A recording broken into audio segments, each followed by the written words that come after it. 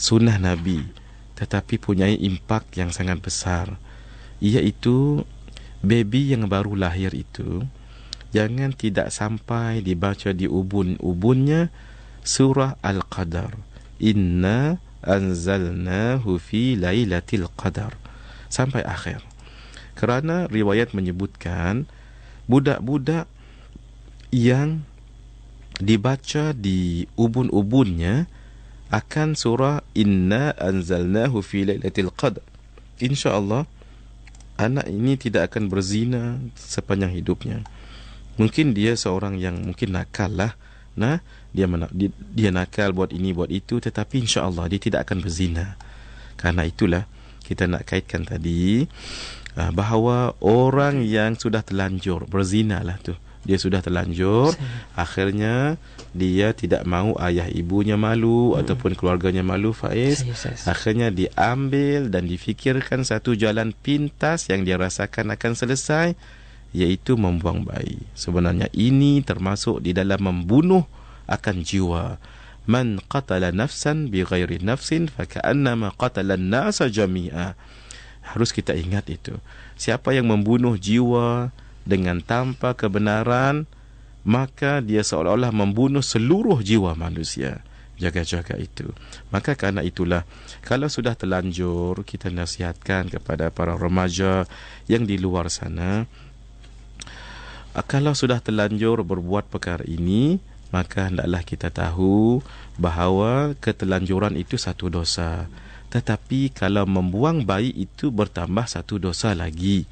Dan dosa ini pertama dosa membuang, yang kedua nanti perasaan kita akan sentiasa rasa bersalah sepanjang hidup kita.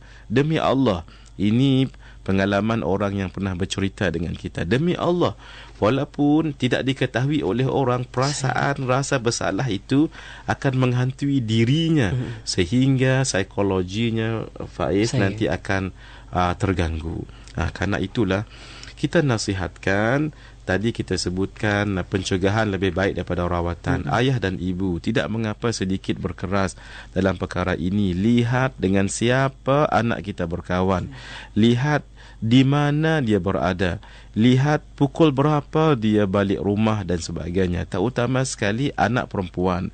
Sehingga itu Nabi mengatakan, disebut oleh Imam Al-Bukhari dalam kitab Al-Adabul Mufrad, siapa yang ada anak 2 orang dan anak 3 orang, maka dia masuk syurga. Kenapa demikian, Faiz? Sebab nak jaga anak perempuan lebih payah daripada jaga anak lelaki. Tambah lagi kalau, ya Allah, na'udzubillah. Jadi kita tidak panjangkan apa yang berlaku sekarang ini. Memang sudah banyak realiti kita lihat, Faiz. Maka wahai yang telah terlanjur, maka ketahuilah bahawa terlanjur itu itulah perbuatan syaitan. Kembali bertaubat kepada Allah Subhanahu wa taala.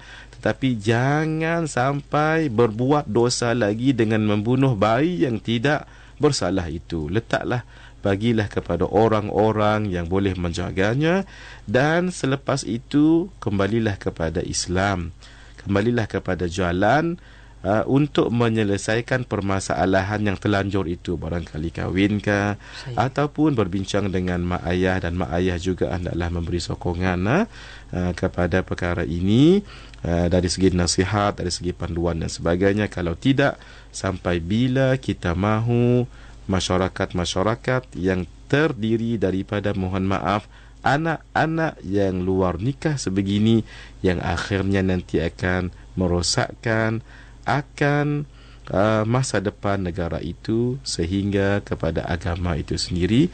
Na'udzubillah min dzalik.